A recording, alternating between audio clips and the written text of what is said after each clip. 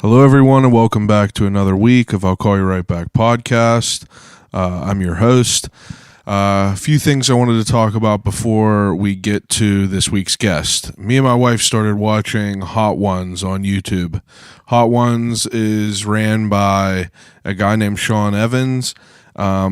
So these people have a tray before them of 10 chicken wings. Each chicken wing is coated in hot sauce that increases each wing it goes up a certain amount of Scoville units. Scoville unit meter is the measurement of hot Scovilles, I guess. Please excuse that insane breathing behind me. I have a couple roommates in. My parents went away this weekend, so they brought their dogs over. And you think, rude as hell, they didn't even wash them. You know, these dogs smell like damn brooms. Anyway, quit breathing heavy. Jesus. Anyway, the Scoville units, but there's so many people on this YouTube channel. Weird Al Yankovic, Ken Jeong, so many people, comedians like Tom Segura, Bill Burr.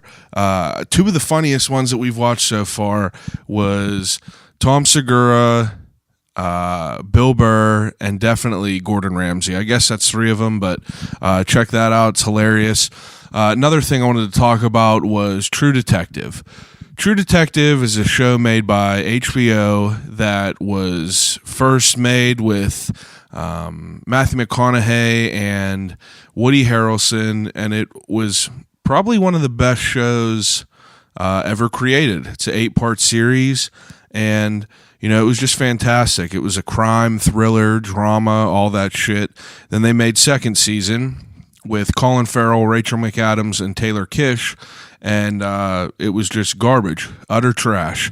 And then the third season just finished up, and I'm really curious to know what people think about it. I'm not gonna spoil anything on here because I'm not one of them fucking assholes that just are not considerate whatsoever and then just give everything away. I'll give people a little bit of time before I openly talk about that, but I really am curious to know what people think about it. So slide in the DMs, let me know your opinion on it, even if it's just a quick, if you thought it was good or bad. But anyway, the last thing I wanted to go over is everyone, I know yins are all excited for this yoga. Imagine being taught yoga by Hulk Hogan. And doesn't that sound like a great time? Hulk Hogan with some California Love in the background, California Love, maybe even instrumental.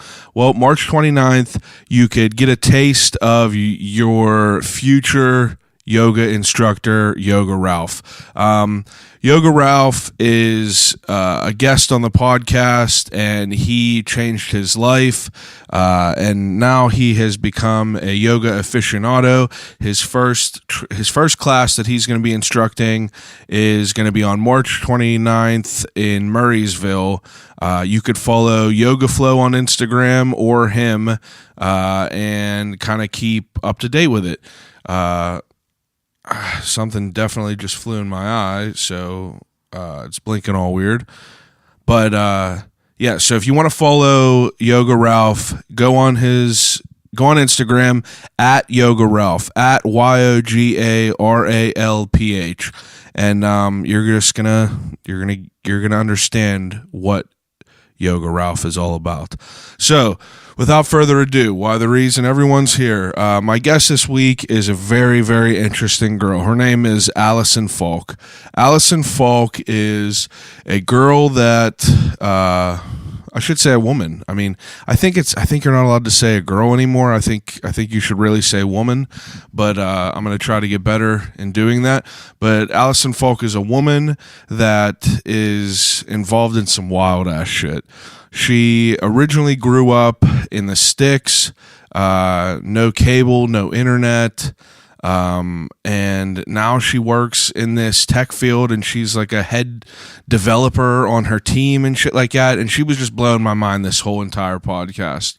I felt super ill-equipped for this interview. This was definitely my most difficult interview to do to date. And I just I was just nervous about it. I don't know shit about computers or technology. Alison is also involved in this thing called Sextech. Sextech, I mean, I'm sure a lot of yous are like, what is Sextech? Exactly my point. I had no clue what it was, and she was just blowing my mind this whole time. So this conversation is me trying to keep up with a person that's smarter than me, and it was a great conversation, though. She kind of helps me piece together what sex tech is, what are the new and upcoming things for women in the world of technology, and how she kind of, changed the trajectory of her life completely, from going to international business study or going to school for international business studying to being a web developer. It's just insane. Again, I appreciate everyone listening. This is a very, very, I would say this is an educational episode. This is definitely an educational episode because the entire time I was learning and I was just trying to keep up. So enjoy the podcast, try to learn something, and I appreciate it. So without further ado, episode 59 of I'll Call You Right Back podcast with Alison Falk. I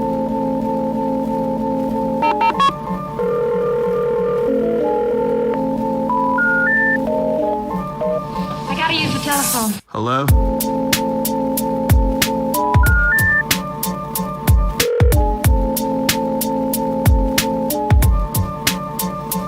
Telephone. I'll call you right back.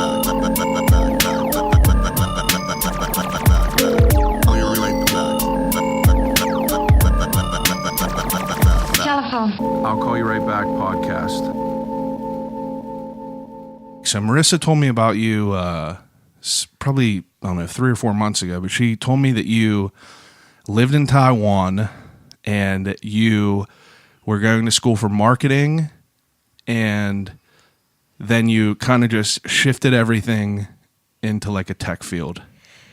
Kind of. I wouldn't say that I purposely shifted everything. It was really gradual looking back, and when I do reflect on, everything that I've done as a career or whatever I've studied, it has all led me to this point, and it's all fits so perfectly together like puzzle pieces. It's so creepy. Yeah. But I can definitely just give you the gist of it. Yeah. Where did you grow up, first of all? I grew up an hour outside of Pittsburgh in Beaver County on a farm. No internet, no computer. Really? No cell phone. We didn't have cell phone signal there. It was my dad's old dairy farm. He grew up there. He dropped out of high school to help his family milk cows. And then my mom is from Aliquippa, and she met my dad at the bank in the airport. Really? When there was still a bank there. And then and then she moved for him, so that's kind of where it started off. Yeah. Now, that's crazy. You're in the field that you are now, and you grew up with no cell phone service and tech. So were you into tech whenever you were younger at all? I didn't I mean, I had that perception that tech was for very smart, nerdy guys, the stereotype, right? Yeah. Because that's what I saw on TV, and you sit in this dark room and you write green code on a terminal with 10 monitors, and that's not what I want. When I was younger, I think I wanted to be either in fashion or an artist. I really liked oil painting. I was in the art club at school, and then I didn't want to go to college, but my parents made me go because they didn't go. And so when I went to college, I had no idea what I was doing, what I wanted to major in. I wanted to do fashion or something like that, because that was the only thing I really knew. I took a career test in high school when I was a senior, and I remember my result was dictionary editor. Dictionary editor.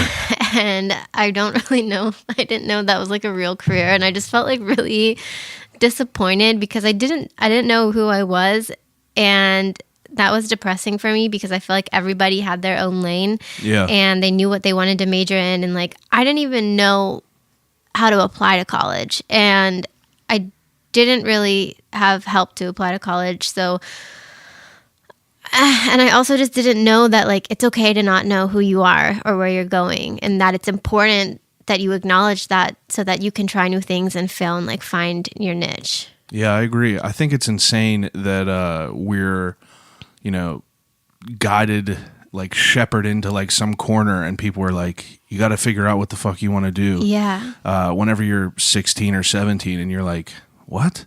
It's like, I don't even know what kind of clothes I like. Like every year shit's coming out, and I'm just like, changing from being like a scene kid to like a like a jock or whatever. Like it's just like you're trying to find out who you are. Could I ask how old you are? I'm 27. Okay, so 27. We're the same. Like I'm 28, so I always gauge because like I don't know. You never know. Some people. I've talked to some people that are just like 22, and like it's a whole different world. Like speaking with them and like kind of. I think it all has to do with like phones and shit like that. Like growing up in school with like phones and everything. But I feel like you could tell what age like group you're in. Yeah. Just because like thinking about like the tech stuff and like, did you grow up with MySpace and shit like that?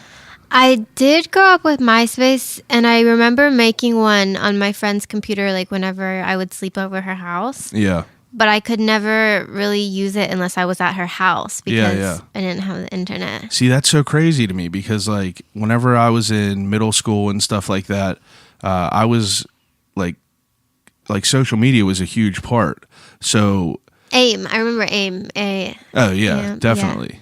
AIM was like all that stuff was such a big part. So you would kind of get exposure to other things through social media as far as like music and art and different people. So like growing up, like how did you find out the stuff that you liked? Like what? I don't know. Like I didn't find out what I liked until I was like in college. I really didn't know who I was. I was like on the basketball team, and then I was on the golf team. You golf? Yeah, I really like golfing. Oh, wow. Because my dad played golf, and it was like always his dream to be like in the Masters or something. Masters, or I can't remember which tournament, but one of them. But I remember like that was like his passion. So even though like he was just like giving golf lessons and being a golf coach or whatever he did, like he had a heart attack on the last qualifying hole for the Masters or the Open or whatever that tournament was. Yeah. And that was like the cutoff age and I remember my mom telling me like he wouldn't quit, but then at the end like they forced him to go to the hospital or it just got too bad or something, so he never got to do it. But my dad really inspired me because like he didn't care that he didn't make it, and he played golf and like hit golf balls until the day he died. Like he loved it that much, and so it was like I want my passion to be as strong as that, and he didn't care that he didn't make a lot of money or whatever, Yeah, like I whenever I get someone that I'm gonna have on here, I'll kind of like deep dive into their social media, and like I see that you definitely have some like it's what's the right word? It's inspiring type words. Like I see your posts and I see things like I think the one story you had, you said instead of like saying I can't do this or I can't make this happen, your mindset is how could I do this? How could I make this happen? Yeah. And I immediately like related to that because there's so many people that are like hesitant to do what they want to do, and they just think that like there's going to be a better time. But you just got to like do it now and like start it and kind of just manifest your own path. Yeah. Kind of carve it out. I totally agree. Like I think I read this in a book somewhere. It's just like about, and I hear it a lot on podcasts now. It's about asking like the right questions because there's a part of your brain called the reticular activating system, and it's going to seek out whatever you're questioning. So it's like, if you're asking like, why am I not good enough, or why can't I do this, et cetera, it's going to find those reasons why. So if you're asking like, how can I do this? Or like, like just for example, I'm always thinking like, how can I let more people know about what I'm doing? Or how can I grow my newsletter? How can I teach people about X, Y, and Z? Then I always find those answers. And it's really wild how some of that stuff conspires. Like, how it just pops in different ideas of how to make things happen. Yeah. I agree for sure. So you I try to okay, so I'm gonna rewind a little bit. Now in school, you said you were into art and you were into fashion. Like, what else did you do? You said you were on sports teams, but was your school big? Are we talking about high school or college now? Middle school, high school. Middle school, high school. No, I graduated with about 100 people. Okay. I had a few really close friends, and we were very creative people, I would say. We were all in like the art club together, and there's not a lot to do in Beaver County. If you've ever been there. I would assume that, especially if you have no signal or things like that out there. Well, the reason I asked that is because, how did you have any sort of like tech classes or anything like computer classes and things like that in school or anything? I think I remember having one class where the tech classes that we had back then was like typing time. We played typing time and learned how to type, which I heard they don't teach in school anymore. Really? Yeah. I didn't know that. They all have had iPads or something now. Yeah, it's crazy. The whole world we're living in is kind of like a double-edged sword, I feel. Yeah. It's very interesting. Typing, I think that was my first exposure. I remember I was in a computer club in like 3rd grade where you would stay after school and they would just kind of teach you like the ins and outs of a computer. Yeah, but, I don't think I had that. Yeah, I think we had computer class, but it wasn't really like marketed. It was just like, if you're interested, you can join this class. Yeah. So like in high school and stuff, your main goal was to like you thought you were going to be in art and fashion? I guess.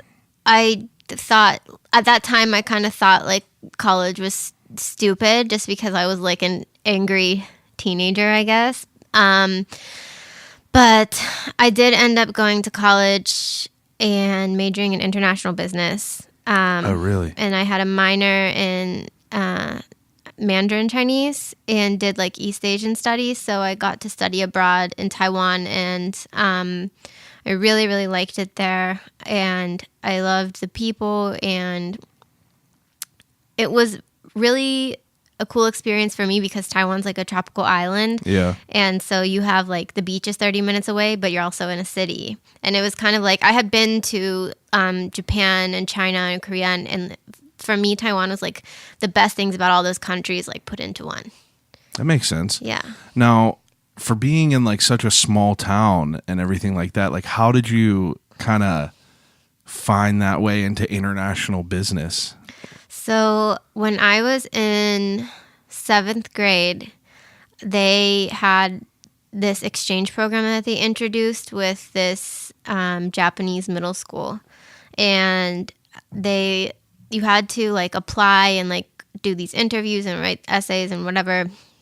And I got accepted, and I got to go to Japan when I was in 7th grade for I think it was just like 10 days or something. That was through school? Yeah, that was through our school. That's awesome. Yeah, it was really a really great opportunity. I think that might have been like one point where like it kind of like changed my life, because it was the first time I was exposed to a new culture that was kind of like outside of like the white culture that I really lived in. Like, there's not a lot of diversity out in Beaver County. I bet. Yeah. So it was a whole new ballgame for me, and it was just like on another scale. So, and I loved it, and I loved being out of that bubble. So then I got accepted to another exchange program when I was in 9th grade to go to Europe. And then as my senior project, I went back to school in Japan and taught English for a little bit. And then that's wild. I think that's kind of why I decided to major in East Asian studies when I went to college, is because like that was just kind of the only other thing that I had experience with. Yeah. I didn't really know what else was out there. I feel like there's this whole like smorgasbord of stuff that you can do, but nobody tells you that it's available to you. So you're like, okay, I can pick like law. I can be a doctor. Yeah. I could be an engineer or be an artist. Like, yeah. Yeah. It's wild to think about that because like, I definitely remember growing up and like, you know, you're always like guided towards the norm where you're just like, you gotta go to school, you go through high school, get good grades, go to college, find someone, get married, have kids, and die. Yeah. And it's crazy because like now, like you kind of look back and I think that there's just like all these doors are opening and like there's so many more options. And like my high school, for instance, I went to Elizabeth Forward. I don't know if you know where that is. It's like we're kind of back in the sticks a little bit. Like it's like 25 minutes outside of Pittsburgh, but you know, like in that school, there wasn't like, you know, tech labs. Like now there's a thing called a tech lab where they have all kinds of crazy shit in there. Yeah. And it's so much like more progressed and like there's different outlets for like the creative people that don't necessarily just want to like go to school and get a cookie cutter job. Right. And it's interesting to see how that like is coming out even more than it is in the past couple years. Yeah. I myself don't know. Like I'm super basic. Like I've had a MacBook for 7 years, and I don't know anything about it. Like I'm not good with technology whatsoever. The best of my abilities is like learning how to do this audio shit and like editing my podcasts and doing all that. So it's all super interesting to me because like I read that was it $30 billion that I read on your Instagram? Yeah. It's like that's insane. Mm-hmm. Like there has to mean there's so many jobs in there. That I'm like trying to study and research and figure out what jobs are available for that. That's like my kind of the project I'm working on now is building a job board to help people find jobs in sex tech. Yeah.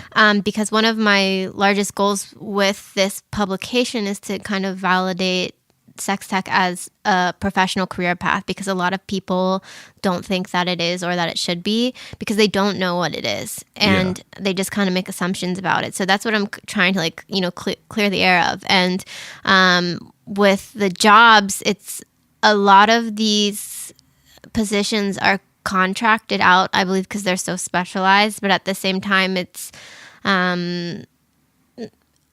I've been talking with a few like sex toy engineers, and in the end, it's always better for the company to outsource for some reason. But you know, I don't have experience like as a sex toy company founder or anything like that, so I can't really speak on that. But I know that there's positions that are appearing like for web developers because, you know, for example, like, you know about SESTA FOSTA, right? The bill that was introduced that kind of limits like the use of I don't know what you want to call like online sexual slang, just because of they think that it will like eliminate sex trafficking. So a lot of sex workers are getting kicked off of these platforms where they used to, you know, sell their services. Yeah. So then they're being forced out onto the streets because they're, you know, just being blacklisted, or like so they have to turn to websites to create to sell their services. And for me, that's a form of sex tech, right? Because you have to code the website in a way that like meets the guidelines, so it doesn't like break you know, quote, break the rules, but like it's still a form of technology for sex work. Therefore, it is sex tech in my eyes. Now, I don't think I've ever heard of the term sex tech before I like looked at your Instagram, and I don't know if that's just because like I'm not looking at the right stuff where that's came across my path. But like if you had to give like a general description of what sex tech is, what is that? So sex tech is any part of human sexuality that is disrupted by technology or like uses technology. So I think some people might define it differently than what I do. But for me, I think sex tech is a really large spectrum, and I think that it envelopes everything from the obvious, which is sex robots and VR porn, which everybody likes to focus on. Yeah. I don't think it's really should have the biggest spotlight right now, but again, that's just my opinion. But it also has like, breast pumps and menstrual tracking apps, like which a lot of people with vulvas use to track their periods. So it's just this vast array of thing, and like you can just deep dive into all these issues that a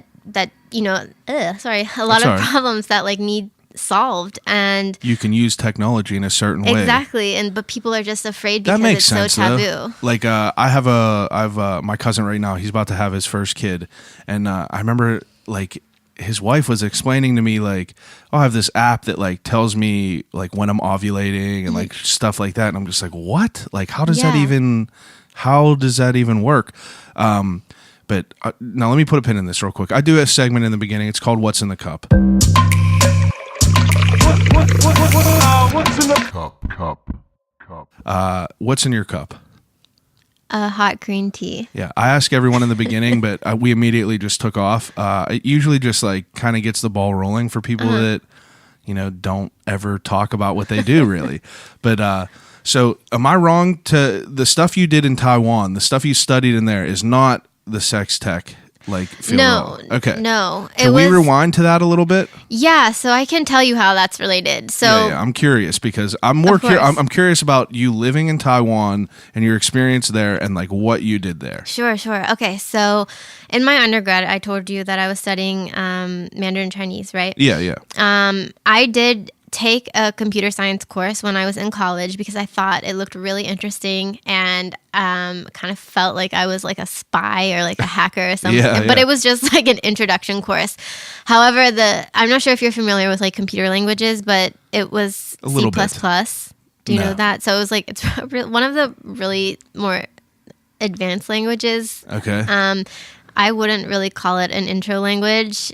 However, like I was the only woman in my class.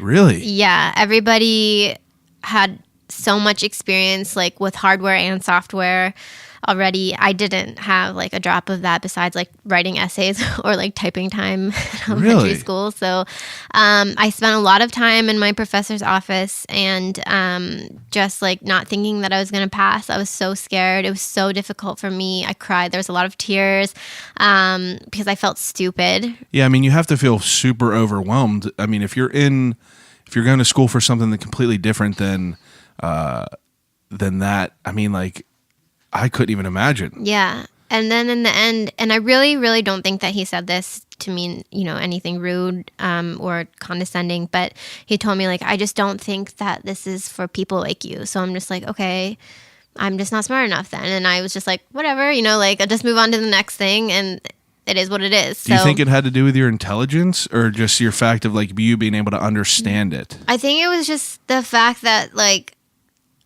I don't think C++ is an intro language for people who have zero experience with software. Yeah. So you were kind of jumping into like the hard. Yeah. Okay, I understand what you're saying. I didn't know what you meant at first. Whenever you said intro language, I thought that was something completely different. But you mean just like an introductory like thing to learn? To just learn code. Like, yeah, it was so difficult. Yeah, like I watch people. I have a buddy who designs apps, and like I'll watch him like mess around and like do what he does and like run his tests, and I just it's mind blowing to me because I'm so far out of the loop of it all.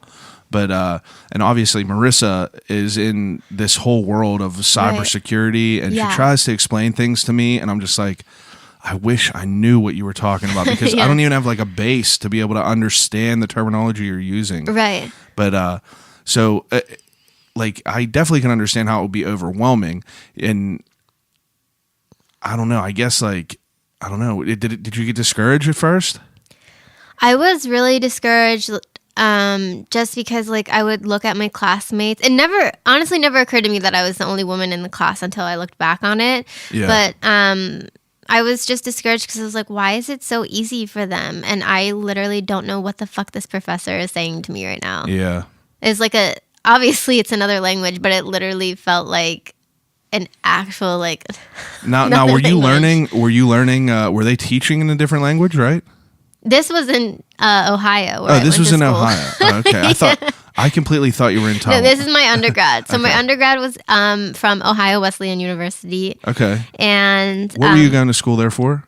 That was for international business. Okay, that was for... Okay. Yeah. And so I didn't totally decide on that until my sophomore year. Okay. And then in order to graduate with an international business degree, you have to study abroad in a country that speaks the language that you're studying. So I could choose either China or Taiwan. So I had been to both on exchange programs. Yeah. And so I decided to go to Taiwan, and I loved it again, right? It was exactly as I remembered it. And I had such a great time, and I like volunteered to teach English at like different schools while I was there, and just it was just really opened my eyes, and I wanted to keep staying there to like learn more about the country. And so when I came back, and like everybody had jobs lined up after graduation, yeah, and I was just like, oh my God, like what am I going to do? I had no idea how to get a job. I didn't know like how to get like experience, because everybody wanted experience. Like during the summer, I was working two jobs. I think I would go to Costco, and I would work at Costco from 8 a.m. to 2 or 3, and then I would drive to Arby's, and I would work at Arby's from like 3 or 4 p.m. until 2 a.m. And Jeez. It was just like, it was so exhausting. And then like while I was in my undergrad, I was also working. I had 5 part-time jobs in my undergrad. So I was like, well, it was, I don't know, bus boy, but I cleaned like, I worked in like the food lounge and like cleaned up people's plates. Yeah. And then from 6 to 8 a.m. and 8 p.m. to 10 p.m. I worked as like the gym staff at like the front desk. And then I was a babysitter, and I tutored Chinese, and then I had one other job. I can't remember what it was. Did you become fluent in Chinese? No. Oh my God. No. I mean, I was like, I could speak. Yeah. Like, my wife is, she went to school for Spanish, and she studied abroad in Chile and stuff like that. So she's not like fluent, but she could definitely get by. Yeah, I could totally get by. But now, like, I haven't used it in like Same 3 thing years, with her, so. and it's a shame. It's Yeah. like she went to school for that, but she works at PNC now, so she doesn't get a chance to, have a conversation in Spanish. Yeah. But so you came back, and like you couldn't find a job here, but like you were saying, like it's crazy that everyone's like, "Oh, do you have 3 years experience?" And you're just like, "No, I kind of just got my degree. I need a chance to get experience." Yeah. So I don't know. I was just like, literally, I was freaking out because I didn't know. I was like, am I going to have to go back home and work at Costco and Arby's again? Yeah. Not that that's bad, but like, I was like, I feel like I should be doing something in international business now. If you went to school for it and you're like devoting your time to it, you want to work in it. Right. So I learned about this scholarship where they have like programs in Taiwan that you can apply for a master's degree. Okay. And I ended up getting that scholarship, and you can choose like one of their degrees that are in English. And so I wanted to go to school for fashion, and my parents didn't allow me when I went for my undergrad. So I was like, okay, I'm going to pick this one. It was brand and fashion management. And little did I know going there that I would learn to absolutely like hate the fashion industry, but then I would start focusing more on the brand side of things. But that like I didn't even know what branding was. Yeah. But it just like blew my mind, and I really, really, really liked it. So I made sure that during that program, I put a lot of my focus on learning branding instead of fashion. Yeah. And while I was doing that, I was working in 2 startups, and this is kind of how I got into tech. Was the one startup was a nightlife, like VIP nightlife company. They threw like concerts and parties and managed artists, and then they also had upscale nightclub. So I did all of their social media, and I helped like with some of the graphic design, websites, and stuff like that. I didn't know that was tech. But I had to learn it as I went because they didn't really have anyone doing it. So, and then at the same time, I went and was consulting for this company that was an app for children that got children and interested in coding, and it was like kind of a drag and drop thing that you connect to like a drone or like a BB-8 and you can control it. And in order for me to help them brand it to the American market, I had to obviously learn how to use it. Yeah. And then I was like, what? Well, if these children can do this, like, why couldn't I do it when I was like in college, And so I kept doing it. Eventually, I had to come back home to help take care of my dad. And then when I came back here, I was looking for positions in branding and marketing.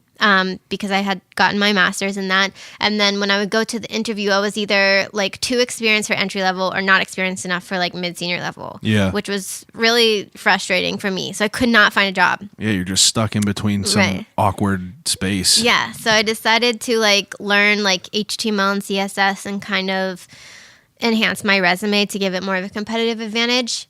And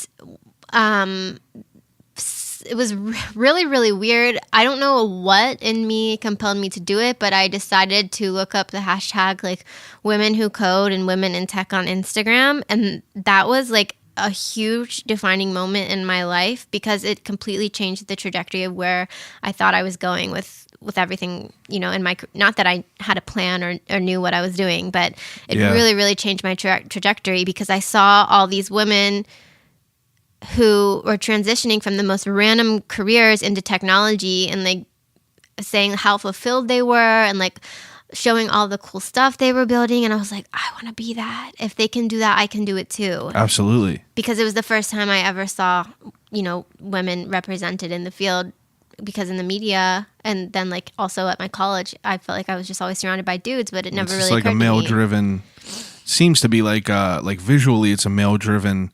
You think about that. I mean, I think now that though we're like crossing that border where it's like kind of.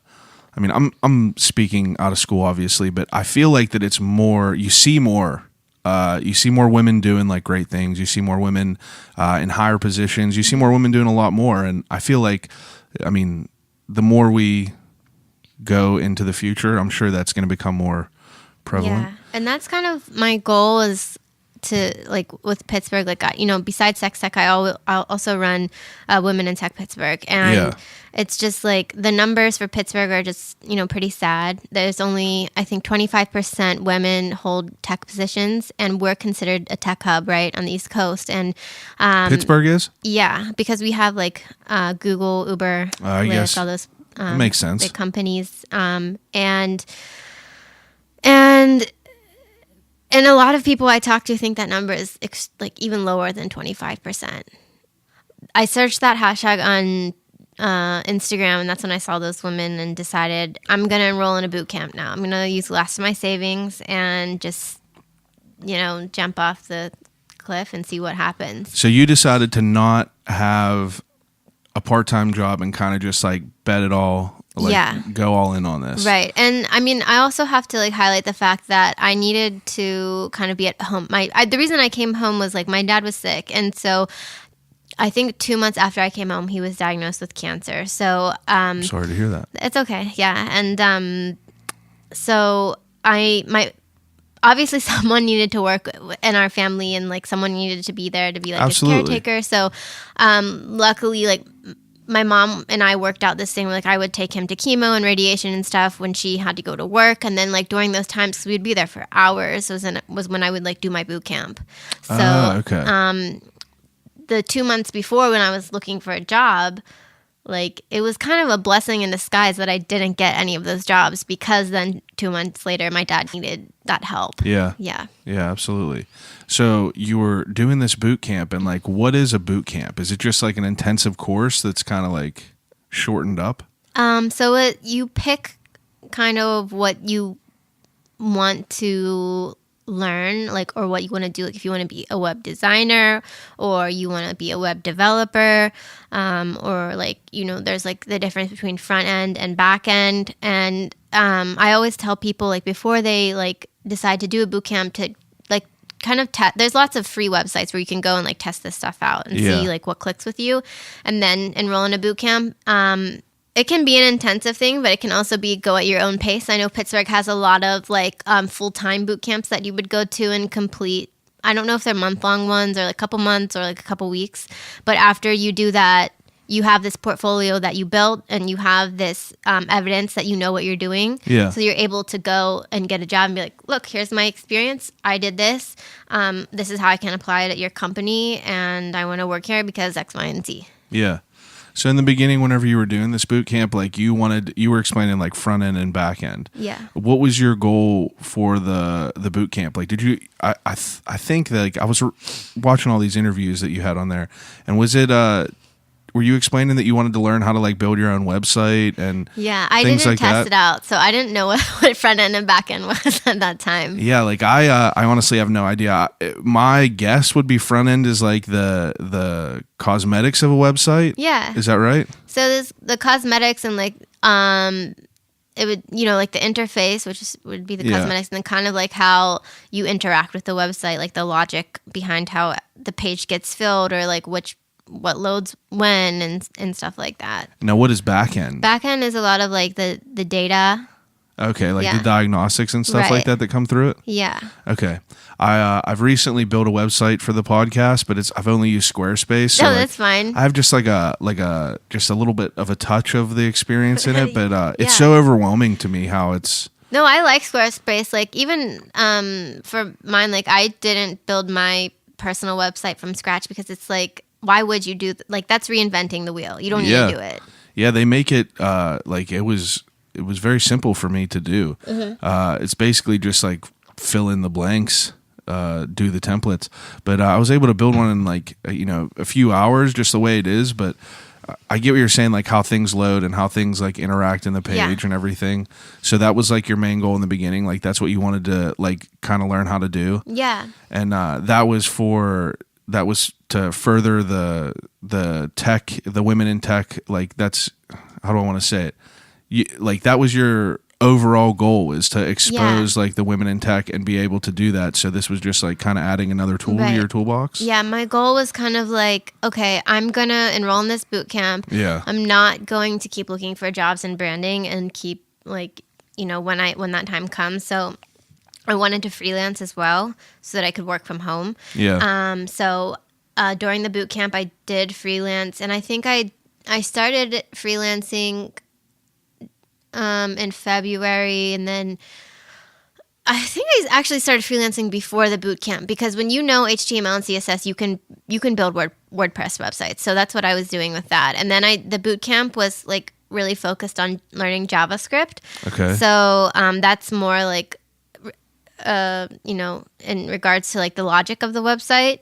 And so after I finished that boot camp, it was supposed to be 3 months long, but I finished it in a month because I just worked on it like really heavy. Wow. I actually got a job offer downtown, and it was like my first time working in corporate, because prior to this I had only worked in startups. Yeah. And like talking with my mom, like I needed to go back to work and kind of help out the family and everything. Yeah. So and I we worked out like a system where like I was so grateful for the company that I was working at, because they knew what was going on at home, and they allowed me to like be at home when there were bad days or whatever. Just work from home when I more needed understandable to. than just like your typical corporate place. Like one time I had a job where my great grandmother passed away, and I had to go to a funeral, and because she wasn't my grandmother, I got written up because bereavement was only for grandmother or your immediate family, and I quit right there. I was like, that's ridiculous.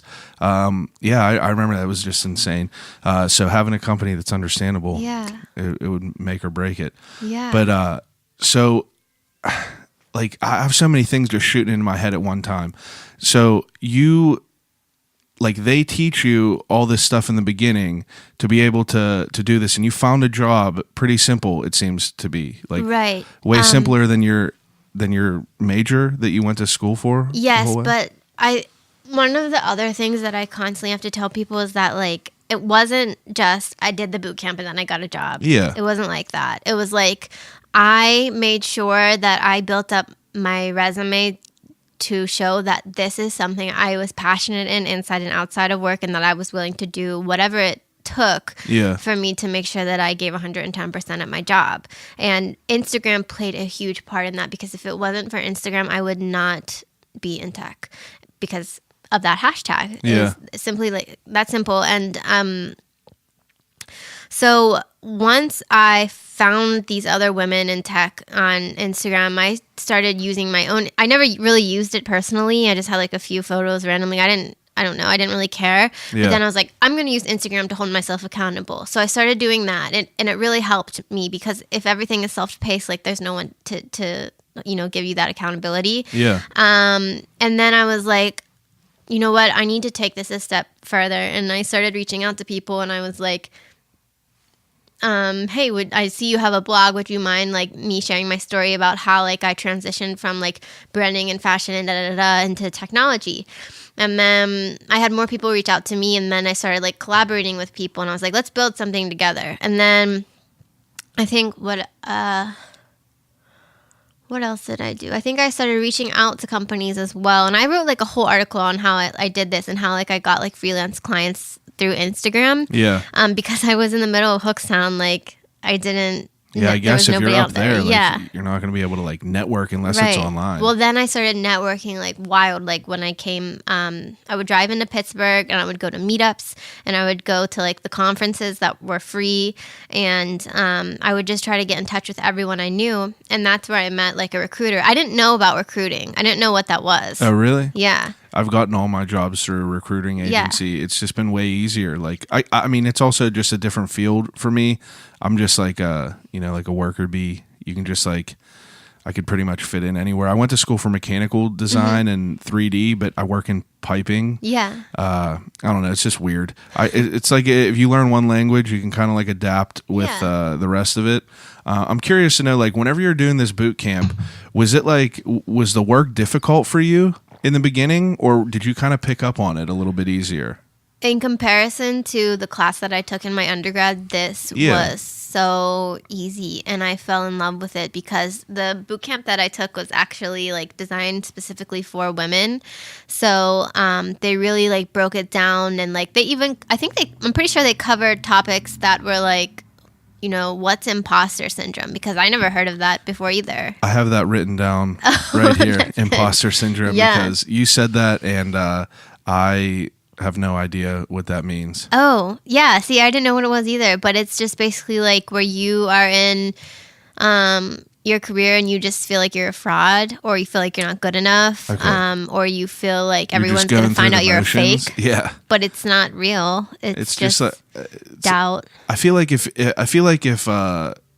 you're good at what you do and you want to get better, you feel like that a lot because like you just want to keep like getting better and progressing and like.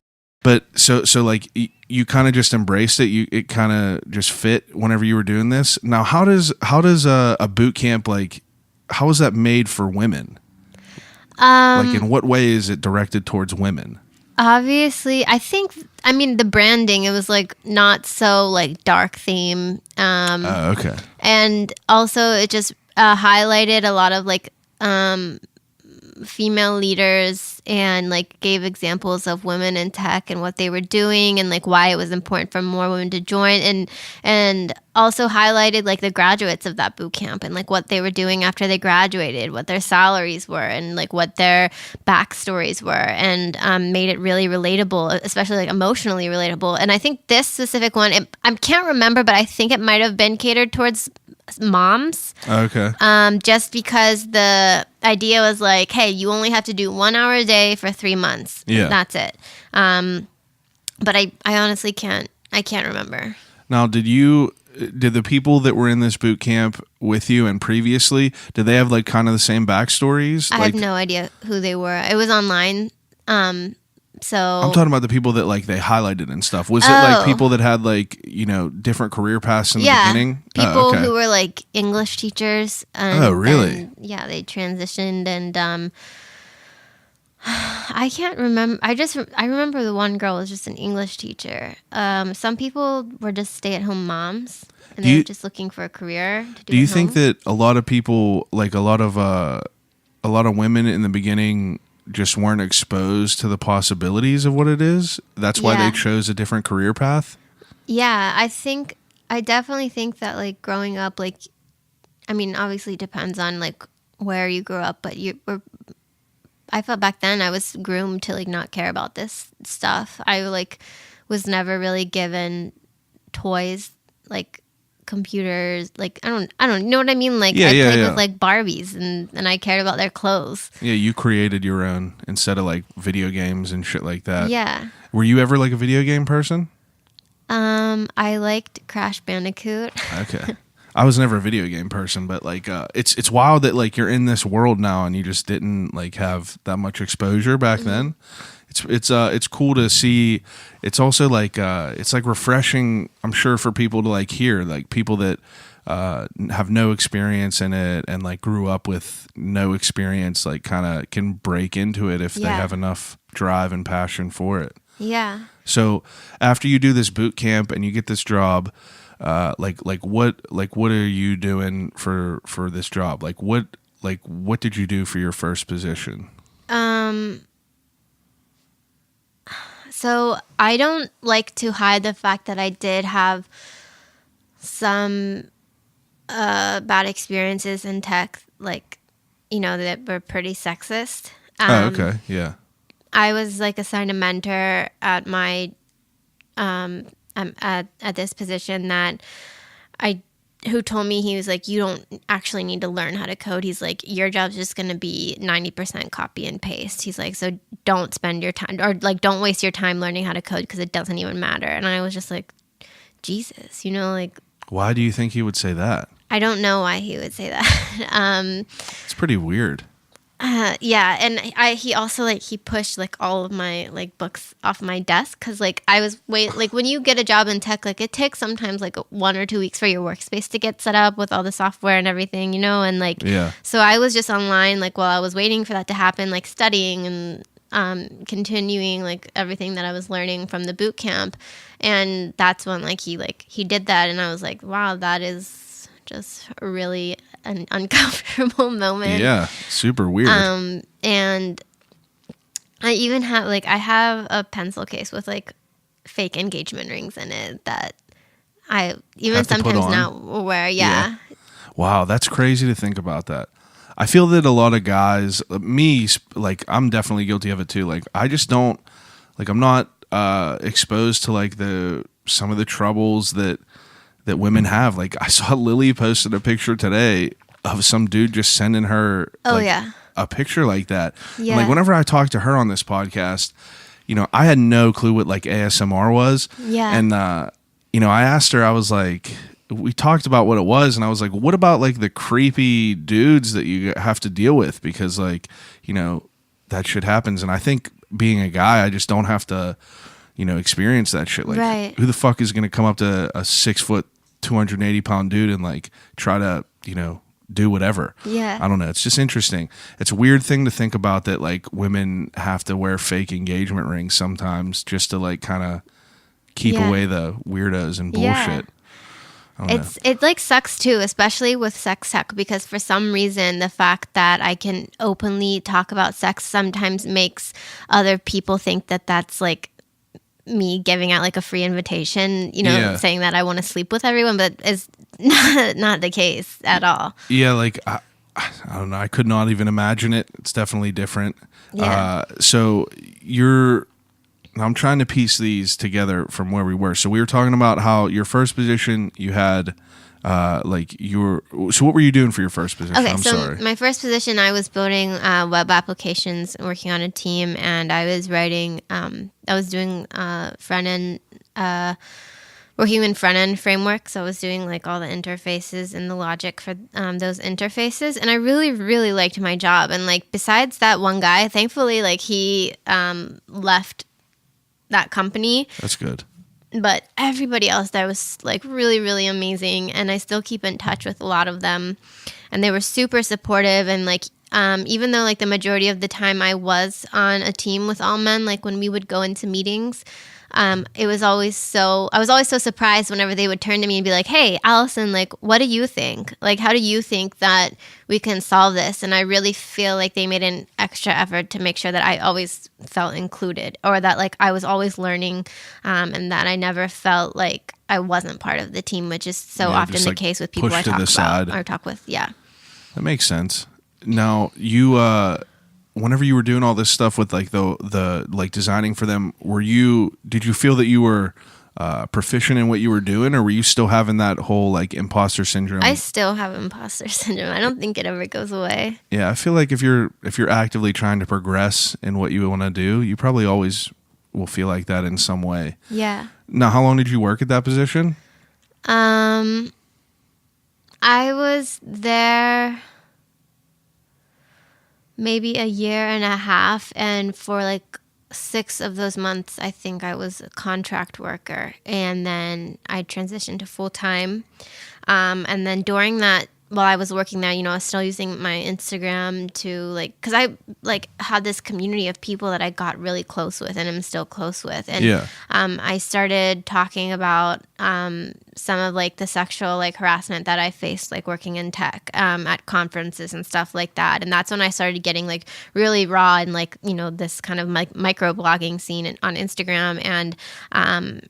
And then I started talking more about sexuality and human sexuality, and how like I don't think that like just because a woman wants to like look or feel sexy, like that should have any impact on her career, because guys do it all the time, right? And like, so I was also modeling a lot. I was doing a lot of boudoir modeling, and I kept like kind of reinstating the things that like just because I do this doesn't mean I'm not skilled as a programmer, right? Yeah, I saw that on your Instagram. Yeah, and that definitely that's definitely a good point. I mean, like I'm sure that people nowadays are definitely a little bit less guarded, but like you always grow up and like watch what you put online. It's there forever, right. And like you're like my mom would be judgmental towards like tattoos. Like I wanted to get tattoos and shit like that. She's like, oh, you'll never get a job, things like that. I know it's different than what we're talking about, but like it's still, so you were worried about like, what people thought of you by what you did. I wasn't worried. My mom was and still is worried. Okay. but she's like coming to terms with it, because my mom's really sex positive as well. Yeah. And my dad, on the other hand, he didn't know, and he's like probably rolling in his grave now that like I'm kind of more public about this sex tech stuff. But it's understandable for a father and a daughter. Yeah. So what was your question? What was I talking about? Oh, I think it was like the work, maybe the working my team. I like, I said I was holding myself accountable on Instagram, right? Yeah. Talking about how like what I like, what my other hobbies are, what my other like professions are, shouldn't have any effect on like how I'm hired based on my skills for a company. Yeah. And so when I started talking about this, there was a company that reached out to me that wanted to send me some jewelry. And then through them, I found out about Women of Sex Tech and what sex tech was. And for the longest time, I was always so envious of people who knew that, like, who had these extra hobbies, and they were like, oh, cool, now that I know how to code, I can build an app for my guitar or something, because I love guitar so much, and I never had that other thing that I loved so much that I felt like I had a place in tech, with. So when I discovered Sextech, I was like, this kind of fits like my mission, and like when I'm always talking about, this feels like home, and I know this is where I need to be. Yeah, that makes sense then. Mm-hmm. So while you're at this regular first position that you were in, you were actively building your Instagram with basically the women in tech like type of stuff. It wasn't the sex tech yet, right? Is that right? Right. It wasn't the sex tech yet. It was more of like, I was trying to focus, like, I feel like women in tech kind of is starting to get like this recycled narrative, which is not like, knocking it or anything. I think it's a great movement, but there's sometimes like it can have like a crunchy feel to it. And I wanted to not just speak on that. Like I wanted to go take it to another level and talk about like the raw shit, Yeah, I get what you're saying now. Yeah. It's definitely, I don't know, it's just a different world. It's just a different world. So you get done with this position after you work for a year and a half, and you kind of like break in. Now, it's hard for me to piece all this together. So after you worked at that first position, like what did you do? You were like, so I was still there. I started talking about sex tech and what it was, and just like learning more about it. And I really was like, how can I While be a you're part of working this? there. Yeah, I'm still working there. Okay. And I was afraid to tell my colleagues at first, but I did tell them. They were super supportive. They're like, this is cool. Like, tell me more about it, which I really, really liked. And so I was like, I want to have like a sex tech meetup in Pittsburgh, or I want to do something. And I was trying to think of like, how can I get involved in this space where it's really hard to find opportunity? So I was like, okay, I need to create the opportunity for myself. And first it was a meetup, and then it didn't like really, like I didn't never had the meetup because it just didn't feel right. Yeah. People didn't really know what it was. Pittsburgh's like really conservative place, and I just didn't feel like it was ready for sex tech. So then I was like, okay, this probably needs to be something like digital online. So then I was like, I wanted to have a hackathon, or then I want to have a panel, and then I didn't know. So I just kept iterating on it for months. And finally I decided I wanted to have a publication that talked about what sex tech actually is, and remove the stigma of like human sexuality and the taboo, and use technology to give people permission to talk about sex.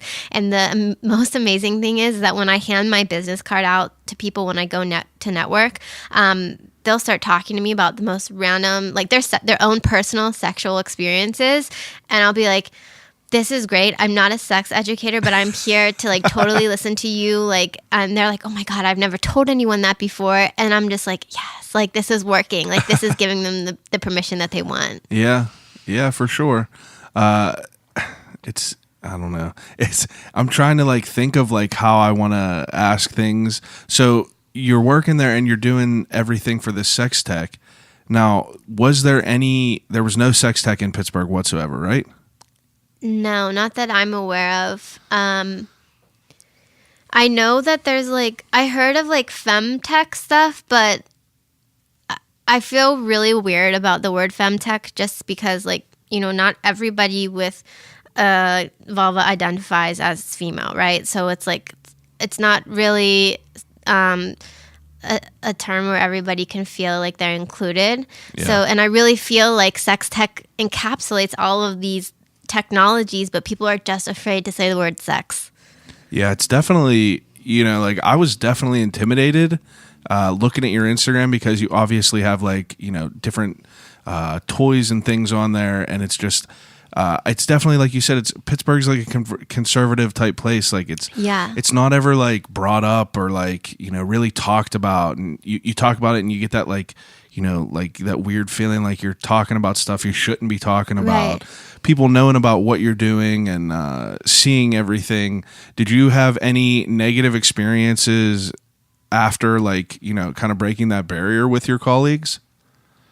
Like, did you ever feel like looked at like weird or no? Not, I actually felt so much more in control and power of like myself, and like I felt very confident, and I that's what like I want other people to feel, is that like when you have the confidence to speak on something that's like so taboo and could be considered dangerous, in some situations, like for your career, like obviously like a lot of people think that there's professional risk involved with talking about this stuff.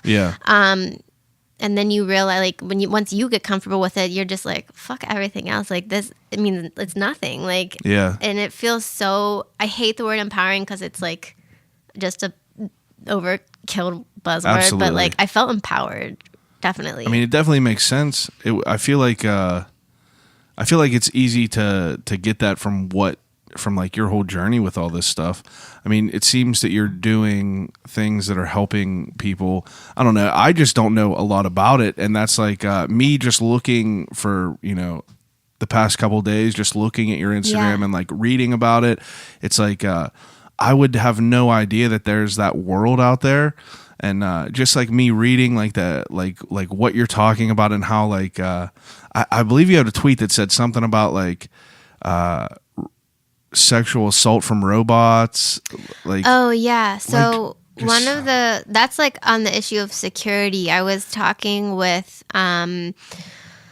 this person who runs a company called Internet of Dongs, and he basically hacks sex toys. And he was telling me, a lot of people are just afraid of like the data that's collected whenever you use sex toys. If it's Internet of Things, like if it's a wireless connected sex toy, right? So like that would mean it's called teledildonics, and it's when you have a product that maybe connects to an app that can be controlled by a partner or vice versa. So a lot of people are like, oh, I'm so afraid of like my data being like shared or whatever. What kind of data though? Like that. This is what I was a little bit confused about. It's like what data are people hacking that like fill me in with this. Like help me piece this together. If let's say you have a product and you use this product, then that app can pick up like the exact location in your house that you use it. Or let's say you have an affair with somebody and it's connected to their phone, or like it shows that you're, using this product which you should be using or which your significant other thinks you're using with them, but you're actually using it with someone else. And like, so it can reveal like how many times you use it, what's the speed that you use it at, where do you use it, who do you use it with, and can kind of just be used against you. Wow.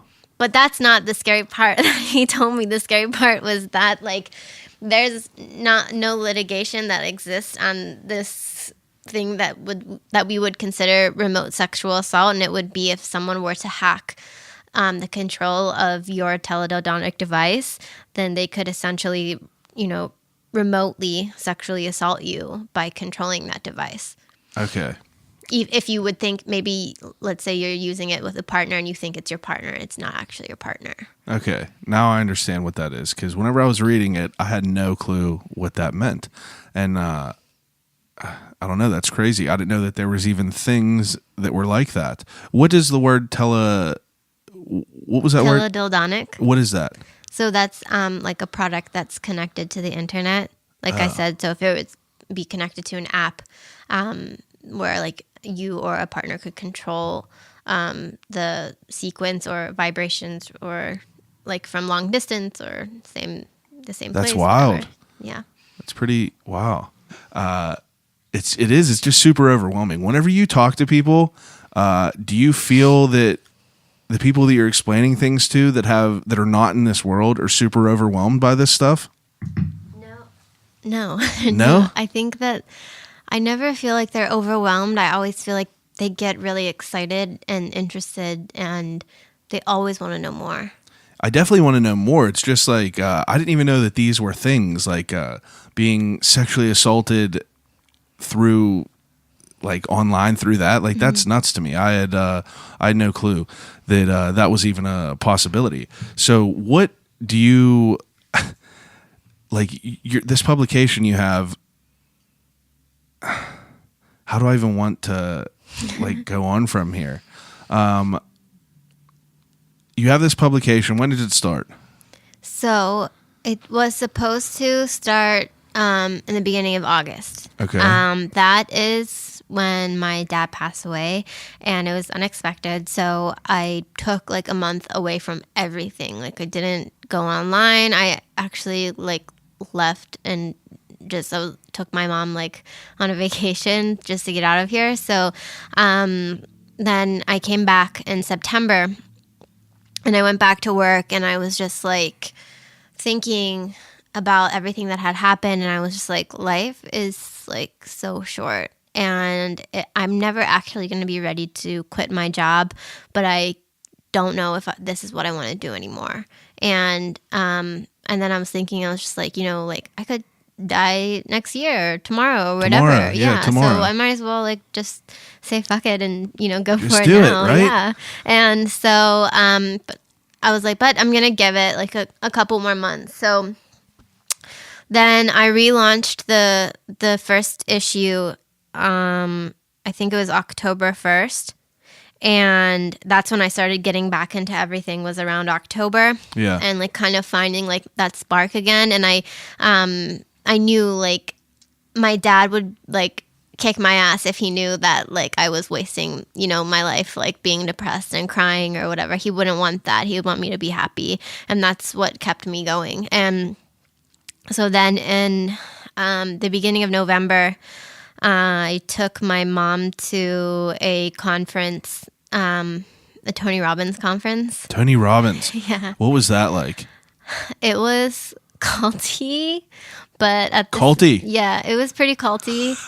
I love the word culty. But it was actually like really motivating. Like it really, really lit a fire under my ass. And that's actually my second conference that I went to for him, because I went there the first time with my colleague. Tony Robbins, like the 7-foot guy.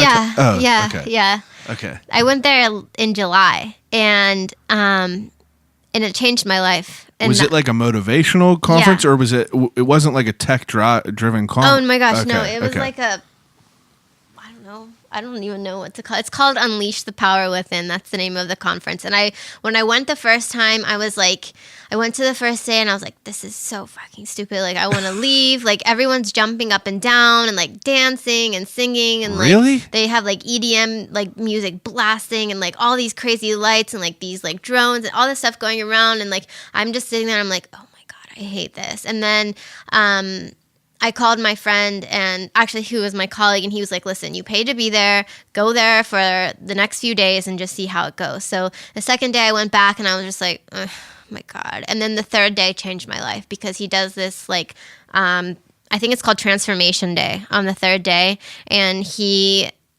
makes you identify your most limiting beliefs, and then puts you, I wouldn't say it's like a trance, but it's kind of like a meditation where it's like, it's really dark in the room, and they ask the children to leave the room because it gets very like intense. Heavy. Yeah. And they play like obviously like this music that puts you like in the zone, and they ask you to think about your life, and like, if you actually went after your goals, how would your life look? And then they say, okay,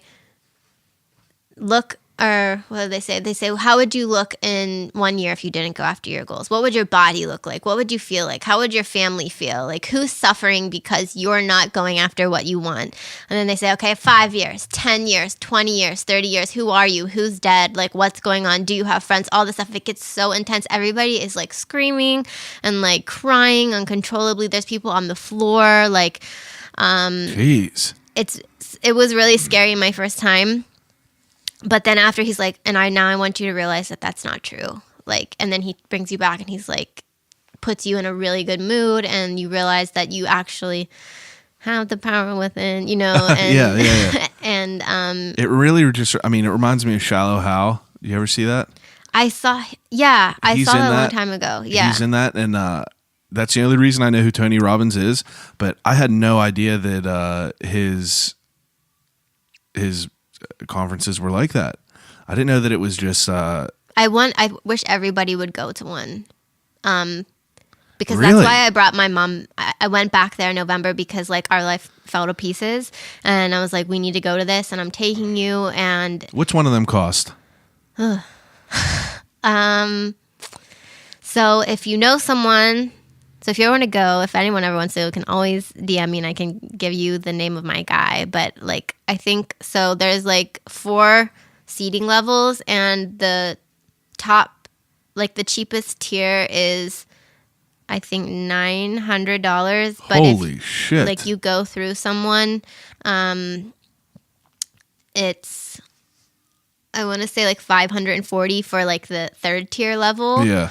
And, at first, like, I was like, this is fucking stupid. I'm not paying for this, right? You did think that in the beginning. Oh my gosh, yeah. And then I read so many people's stories. I couldn't find one negative story. Everyone's like, this changed my life. And I have so many friends who, not so many, sorry, like 2 or 3, but like who paid for this because they were so broke. They didn't know what to do. And they were like, I'm already at rock bottom. How can I get it any further? I might as well do it, right? And they went to this conference, and they're both millionaires now. They came back. They went after their dreams. Like, it changed their life. And I was like, I want to do that, too. So Tony Robbins. Yeah. Jeez, that's crazy. And the cool thing is, it's like, if you don't want to spend the money, all the information and all the videos they play and everything, you can buy his books. It's all in there. And he admits that. He's like, you can buy my books and do this, but this is like an immersive experience and you will never find this energy. How many days? 4 days. It's a 4-day conference. Yeah, and it's all day long. You go over your health, you go over your diet, you go over your finances. If you have a business, you go over your business. And it's not just Tony Robbins, so he brings in all kinds of experts. And it changes my life every time I go there. I learn something new about myself. It's kind of like I'm an onion, just peeling away all these like different layers. That's pretty wild to hear about. Yeah. So that guy really changed your life, what he did. Well, when I came back, I remember he picked me up from the airport, and I was looking down. I thought you meant Tony Robbins picked you up. I was like, really? No. Vince picked me up from the airport, and I was like, I'm so motivated right now. It was like, 10 or 11 at night. I was like, we need to go to Target or Walmart or whatever is open. I need a marker board. I need to write all my ideas down. And then I was just like going, like, I had like so many things floating in my head that I needed to get out that just like were inspired by this conference that I wanted to do like before I died. And like, so I went and got this marker board and I just wrote. I filled the entire thing.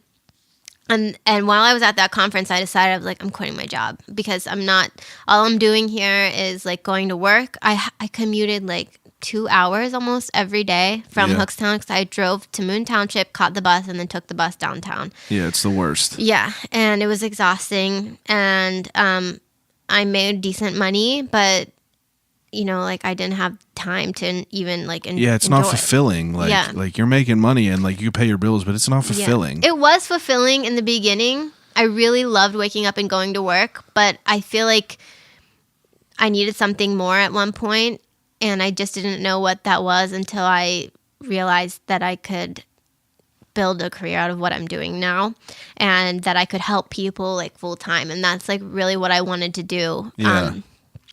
With tech, and I couldn't do that at a desk. I'm so like I'm so curious about this Tony Robbins stuff now. I'm gonna Google it right after here because oh my gosh, you should go. I took one of my friends. I didn't personally take them, but like they wanted to go and they came with me and my mom, and he was like, oh my god, like the money that I spent is just worth this first day. Everything I learned.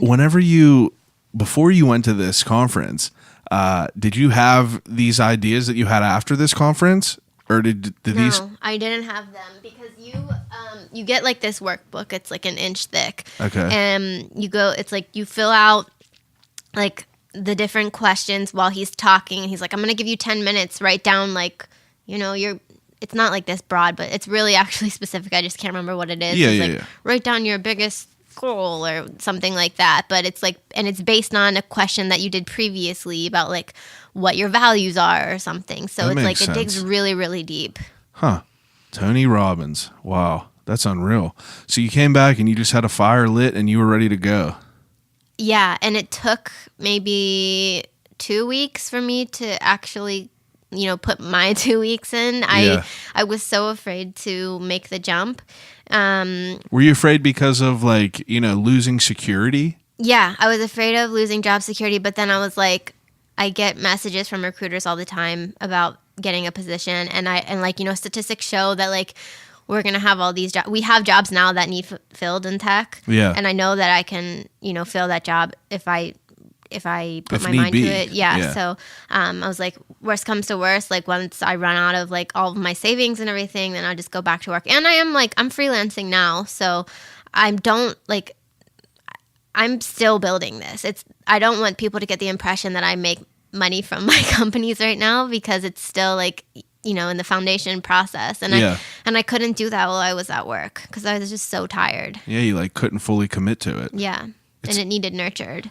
Yeah, it makes sense. I mean, you're at work you go to work, especially if you're commuting 2 hours, that's 11 hours of your day. And then you're supposed to come home and like give all your passion and your like kind of get back into it and work again. Yeah. It's hard. It's easy to just fall out of that and come home and sit on the couch and relax. Yeah.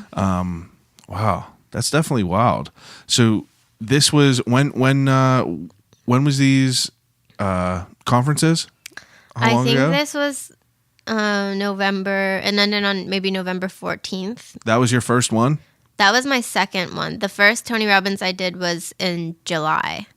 So just a year and a half ago. What month is it now? February. Less than a year ago. Yeah. Jeez. Wow. I really like want to kind of immerse myself in that feeling. Maybe like twice a year if I can, if it's like in my budget. Yeah. If not, like, I mean, I read a lot. I love reading. I love self-help books. I love podcasts. You listen to a lot of podcasts? I listen to like a lot of James Wedmore. Do you know who he is? He's No. I think his podcast is called the Mind Your Business podcast. I've seen that, I think. Yeah. I saw that you posted one about Tim Ferriss. I've listened to his a few times. Yeah, I listened to him a few times. I He's an interesting really guy. binge on him, but I read his 4-Hour Workweek book. Yeah, the 4-Hour Workweek. He's a wild dude. Yeah. Very interesting. I come across, all this podcast shit came to me from Rogan. Like I got into Joe Rogan. Oh, yeah. Probably like, I think 2010, whenever he was in like episode 100s. So, the podcasting world, it's crazy to see like how big it got. Yeah. Because I did a podcast 4 years ago and no one in Pittsburgh was there to listen. Like I did this podcast and you would get 15 views in a week and you're just like, shit. And now there's millions of podcasts to go to. And, it's wild. Yeah. So right now you're building this, your passion, like what would you say you're building? Is it sex tech or women in tech or? I think they definitely go together. Yeah. But right now, sex tech is more like just an online internet. I guess the word would be internet. We have international readers, which is really cool. But it's not like, just for Pittsburgh, where Women in Tech Pittsburgh is just for Pittsburgh. But the stuff that like I offer on there is for anyone to read. And I think anybody could find it inspirational. Yeah. Now, how did you get, how do you go about getting viewers from people outside of Pittsburgh? Like, how do you go and, I'm sure your marketing, like you going to school for marketing has, some benefits to it all. Yeah. And you could work off of that. Now, what's like your process to try to like expand what you're doing? For both platforms? Just in general. If you are like, are you trying to market towards women that are already involved in this, or are you trying to like kind of expose women who were in your same shoes that didn't really know that there was an option or an outlet? I think it's kind of both. It's like I wouldn't really say like I'm trying to like market to these people. Like I feel like it's like I'm here if you need me kind of thing. Like there's this problem and I want to solve this problem, and I don't ever want anybody, man or woman or whatever you identify as, to have to go through what I went through when I transitioned into tech, because there were so many times like where I had a stalker. Like it was scary. Really? And and it was like I had so much anxiety around that, and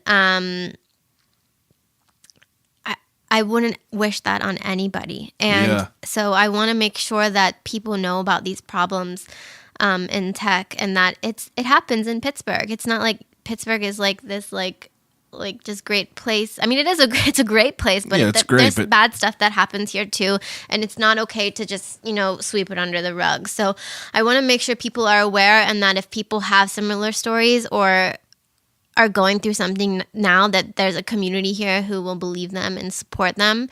And at the same time, I want to showcase like this full spectrum of technology. So like my I wouldn't call it a pet peeve, but just something that I've observed is that a lot of the women in tech movements like to focus on kind of corporate culture, or focus on women who are really high up on the ladder, which is great because those women have worked so hard and they totally deserve it and they're super inspiring. Yeah. But for someone like me that was transitioning into tech from a non-technical background that felt so unattainable. And I was just like, okay, but how can I make my next move, right? Like I see people like me online, but I want to see people like me in person and want to know just that person who's just one step ahead. How can I make that next step too?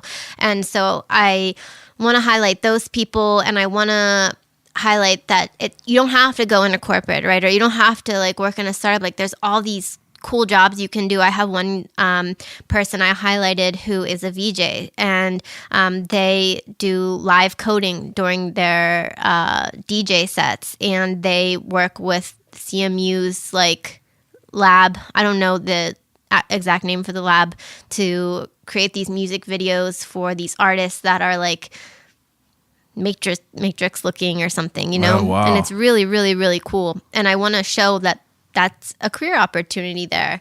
And that sex tech is also a valid career opportunity. So I feel like this whole podcast, I've been trying to understand what you're doing and like what you're trying to accomplish, and you've explained it to me, I feel, perfectly in the last few minutes of what you were doing. So I don't know, I just felt super confused in the beginning until the end a little bit, but like basically your life in the beginning, like with this regular schooling that you did from you transitioning, like you went through a bunch of shit that you had to, figure out for yourself, and there wasn't a lot of outlets for you to be able to, kind of get help along the way. You kind of just were doing the hard shit and kind of just doing trial and error, but you want to be the person that's able to like help people, an outlet to help other people with it. Right. Man, I'm so uneducated, and it's so hard for me to like, it's overwhelming though. It is. It's super overwhelming. I've never been more overwhelmed with a podcast guest. I'm 100% sorry. on. No, it's good because, I mean, like you said, like I could talk to a million people that rap and like do, DJs, like whatever. I could talk to anyone about anything, but like, I don't know. It makes me, this is like out of my comfort zone. Mm-hmm. I could talk to, DJ Top Gun about Supreme and skateboarding for hours. Yeah. But, me learning new things is a reason I wanted to like get into the podcast and kind of understand it. And I definitely could have done better of, figuring out questions to ask with this, but I don't know. I feel like you definitely explained a good bit. And, like, what's your next move with all this? Just keep building and keep exposing what you're trying to do? Yeah, I have some, so we're launching, or we've just launched the job board for women in tech. I saw that on there. Yeah, so I'm putting together some events, which I'm really excited about. And then like what I'm building behind the scenes right now, I can't really talk about, but definitely stay tuned and like sign up for the newsletters for women in tech, and also sign up for Sextech Space because it's free, and I think it's like put together like pretty professionally in my opinion, but it's still like a, creative design where it's not like a boring journal or something like that. Like that didn't look, it wasn't like you said, it wasn't boring at all. Like I went on the website and it's like it catches your eye. It makes you like want to like read it. Like I was reading through all this stuff and I'm just like blown away by it all. Thank you. Yeah. So, but yeah, that's free. And also like I want to say like, statistics prove that like talking about sex and being confident in talking about sex makes you have better sex. So that's always a good reason to sign up for Sextech Space and read more about it and learn more about sex tech. All right. Well, geez, what an intense podcast. I hope your mom likes this. Oh, I'm sure she'll be all about it. So I do a ending segment to wrap up this whole podcast. It's called Desert Island Questions.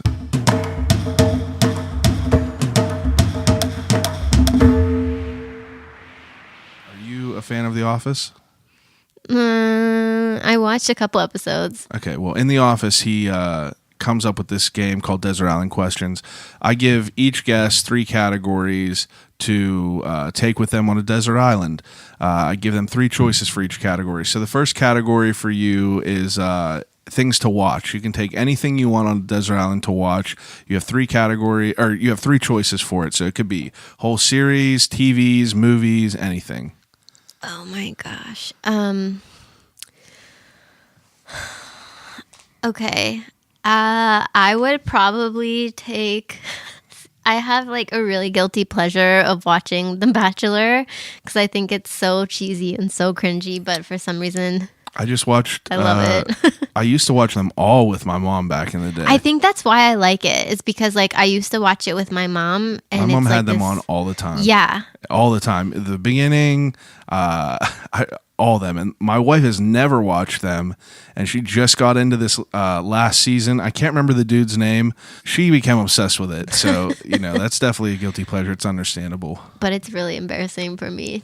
What are they on, episode 30 or season 30? I don't even know. I mean, they're successful. Just keep doing the same shit over and over. Now, being a woman who, do you think that is, like, what do you think about that? Being a woman who, like, you're a strong woman, it seems to be. What do you think about, like, shows like that where it's just a dude that is just, basically messing around with all these 30 women? Yeah. Like, do you think that is, do you think it's like... I don't have a problem with it as long as it's consensual with everyone or to each their own. Yeah. I guess. It's just interesting. It's like all these women are like, yeah, I love this dude. And it's like, yeah, but this dude is like, with all these other girls every second. I think that's why it gets so dramatic, like in the end. And but I think the thing that like I get really worked up about is that I'll watch it and I keep thinking that the women on this show are all older than me, but they're actually all like 4 or 5 years younger than me. Not this last season, the one right before it, he was a bachelor on a previous episode, but there was this girl who was 21 on there. Yeah, and I could never. I think that's why is like I'm not in a place in my life where I feel like I could commit to being. I mean, I know you're married, right? But like I could not commit to like marrying someone after a month or just even generally right now. Yeah, it's understandable, completely understandable. The Bachelor, though, that's a you have more than enough to watch on a desert island. So second choice for something to watch. Second choice? You get 3 choices. Oh, right now I really like this TV show. It's brand new and it's called Good Trouble, and it's about these 2 sisters, and they're both adopted, and one is Latina, one is white, and the one is in law and the other one is a software engineer, and kind of talks about their struggles as women in their fields. Okay. So I find it like really interesting and relatable, but it's also a comedy at the same time. What's this on? Hulu. Okay. Yeah. But I don't watch a lot of TV. Like when I do watch stuff, I really like watching like documentaries on YouTube. Recently, I know what I would take. I'd probably take like the Shane Dawson like conspiracy series. Man, I just got into him through Jeffree Star, actually. Yeah, okay. That's really interesting you brought that up because I just watched the Jeffree Star thing, and I always thought Jeffree Star was such a bad person until like I watched that whole like series of his life, and I was just like, wow. I love him so much, and it's so bizarre because like growing up younger, like MySpace and shit like that, you would think of Jeffree Star as like the iconic photo of him laying on the ground with cereal and milk coming out, and you're just like, that was Jeffree Star. Photo. Super weird back then, and it's just like he was the shock value of everything. But now my wife does makeup on the side, like wedding makeup and shit. So she'll watch all these like makeup tutorials, and I'll just watch them with her. Like I will watch them with her because like she shows so much like support for what I do, and even though like I don't wear makeup and shit, I like try to dive into it as much as I can. And Jeffree Star, I've watched almost every video he's put out. I love awesome. Him as a person. I think that he is I think he's just a great person, and he's a misconception. Like people think differently of him just by the way he looks and things like that, but he's really a great dude. Shane Dawson I had no clue about until Jeffree Star gave him all this Gucci stuff. I was like, who the hell is this guy? And then I started watching all these other things, and he's hilarious. He's so funny. They all are, honestly. They're great. I look forward to his videos. I'll text my wife because I'll see Jeffree Star will be like, just put out this new video of my lips, of me getting my lips botched or whatever like that. And my wife got like her lips done, and I'll take a screenshot and I'll send it to her. I'll be like, we're definitely watching this later. I do. I just love, I love all his So shit. Jeffree Star would be the series that you would take on your Honestly, desert island. I shot my shot 3 times already to him. I was like, dude, if you will do a podcast with me, I'll fly to California this weekend. I would love to talk to him more than anything, just for the whole sheer fact of like growing up in the MySpace area, or like the era, and like him, like he's one of the smartest business people ever. Like he's killing it. Yeah. I don't know. Jeffree Star though, I'm a fan. Shane Dawson too. He's I don't know too much about him, but like I only know his videos from Jeffree Star. Yeah. They're both awesome. Those are good choices. I haven't seen the second choice. You said it was called Good Trouble? Or Good Trouble. Good Trouble. Good Trouble, Shane Dawson, and The Bachelor. Those are good choices. Seems to be good. Okay, second category is reading. So you can take 3 things to read with you. Right now, I just started this book last night called Blue Ocean. Mm-hmm. It is so amazing. It's I really like books, like I said, like on self-help and then also like business. And so this one specifically talks about your niche, and like it says how like if you're a company and you're in a red ocean, like a bloody ocean, there's so much competition. It's too saturated. So you need to create a blue ocean for yourself. How can you do that by adding value to what you already are, instead of focusing on your competition and, you know, watching their next step and just trying to outplay them all the time? Like, just be you, right? So because like when you're focusing on your competition, it's always coming from like a place of lack, as if there's not enough, as if like, you know, there's not enough air for everybody to breathe. If you're breathing air, I can't have enough. So I really, really love that book, and I'm not even on page 1. I'm still in the foreword, but I've highlighted so much just in the foreword. It's so amazing. And did you say I could pick 3 things? Three things. Okay, so that would be one. I haven't read a fiction book in so long, so I don't think I would say anything fiction. Another book that I really liked was Pussy. It's about, again, I hate like these words, but like reclaiming your power as a woman, but it just talks about, it's a little bit spiritual, and also talks about like finding out who you are, and how like we're taught to be so ashamed of like our genitals, and just like, you know, that we're so ashamed that we can't even say the word vulva or penis. So we teach our children like these words, like you're cuckoo or coochie, whatever I don't know what people like. Immediately reminded me of Jersey Shore. But I've never seen that. I don't know what Jersey Shore. Is that what they call it? That's what Snooki calls it. A cuckoo? Yeah. Oh, or like a cookie, whatever. Ridiculous. But there's so many words, and like we just like it's not shameful to say those words because it's anatomically correct, right? And it's like so it talks on that subject, and just like that's why the author said she chose the word pussy for the book, because it kind of encapsulates that whole area. And it was a really good book. It even talks about just like grieving, which was a subject, you know, that I was really, you know, focused on for a while. Like, how can I grieve appropriately? Like, and what does it mean to grieve, and just stuff like that. And so I really love that book, and I recommend that book to everyone. It's not like, I'm sure like people listening will probably think that it sounds like really perverse, but it's not perverse at all. I think the title is just meant to be catch your eye, right? Yeah. Yeah. That makes sense. Yeah. So you picked, that was 3? What did I say? Blue Ocean, Pussy, and so if we're talking about sex, right? One book that I do like, it was actually the one fiction book I read last year, is called Wild Nights, by David Deida, Deida, and he writes about sexual and spiritual relationships.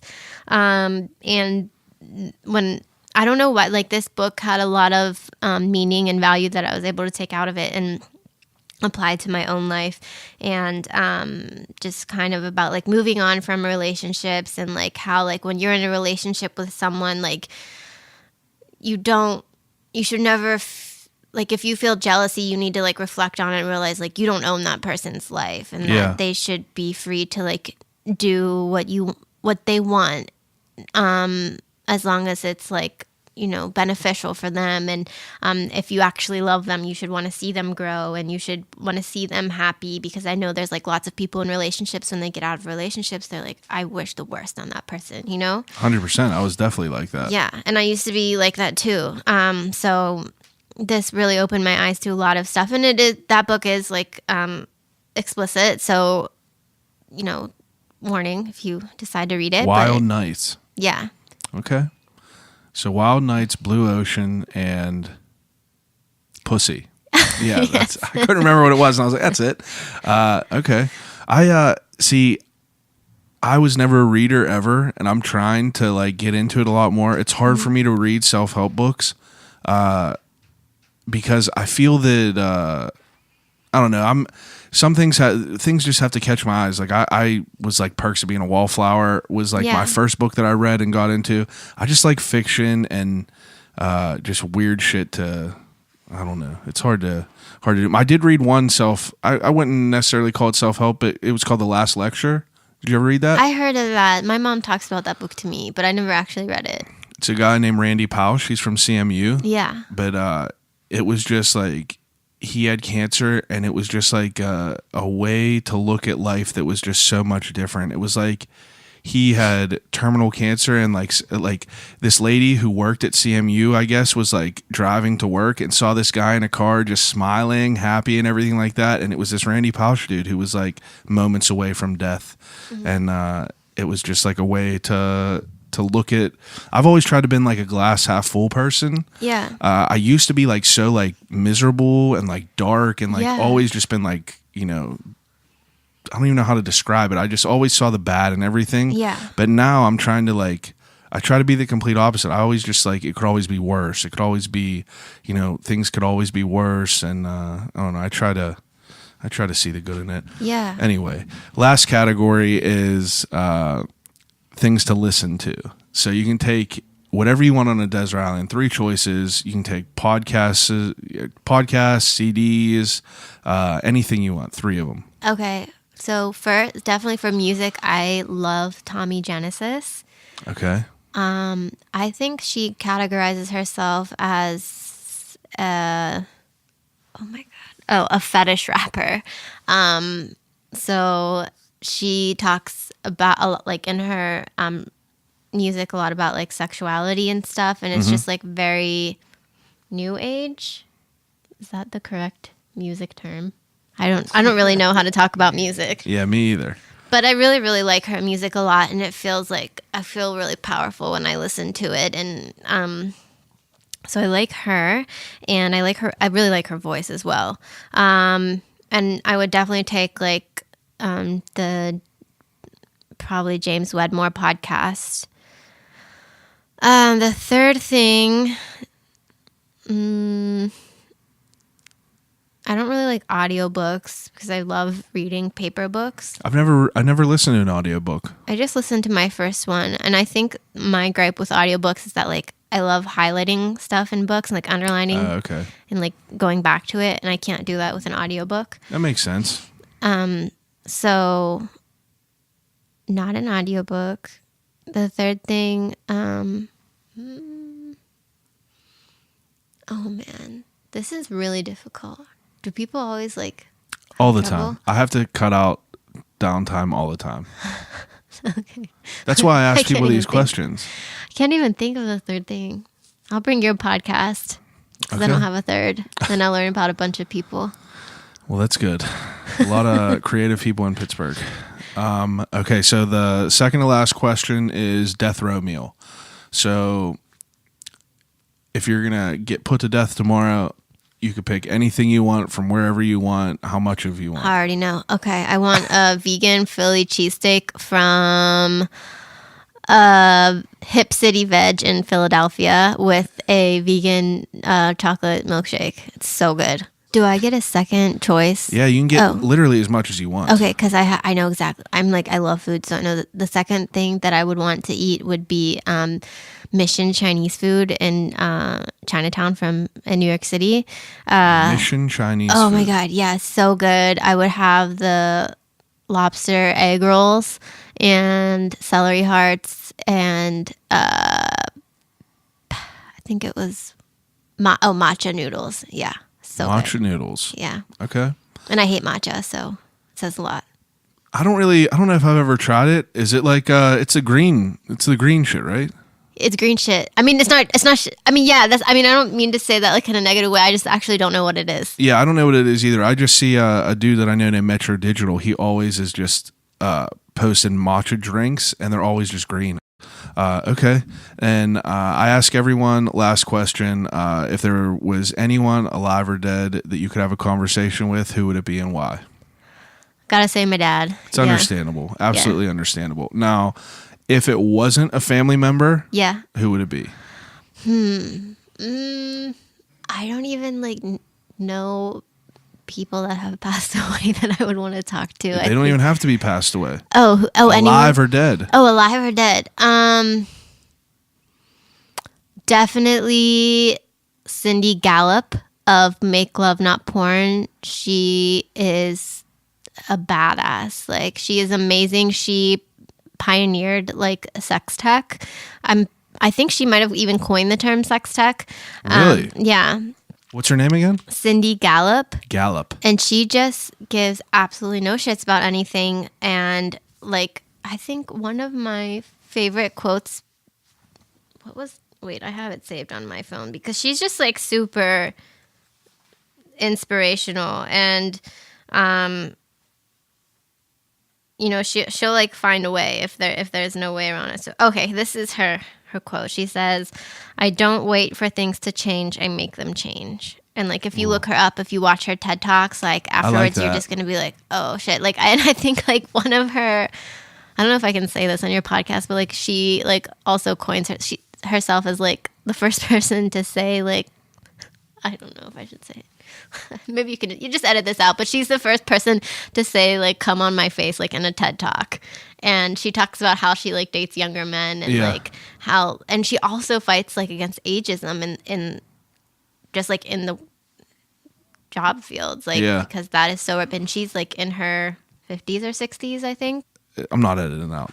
The people that listen to this podcast. Now let me explain this. There's people that listen to this podcast who sell drugs, all the way to people that are working at CMU for statistics. Yeah. You know what I mean? So I feel that what I do, me being an idiot kind of, and being very raw and not being, intelligent and asking things the way that I do, right. I feel that it makes it a little bit easier for people to digest it. Rather than just reading shit online. Me reading your stuff online, there were so many things I didn't understand and didn't really get what you were saying. And I don't know if I did any better doing this on this podcast, but I feel that if I try and I give 100% in it, people will get something from it. And I'm sure someone will definitely get stuff from this podcast.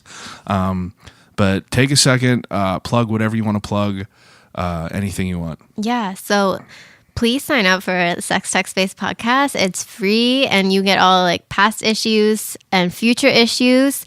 And it talks all about sex toy engineering, hacking sex toys, why sex tech is important to you as just the average person. And also if you're a vendor, a consumer, etc.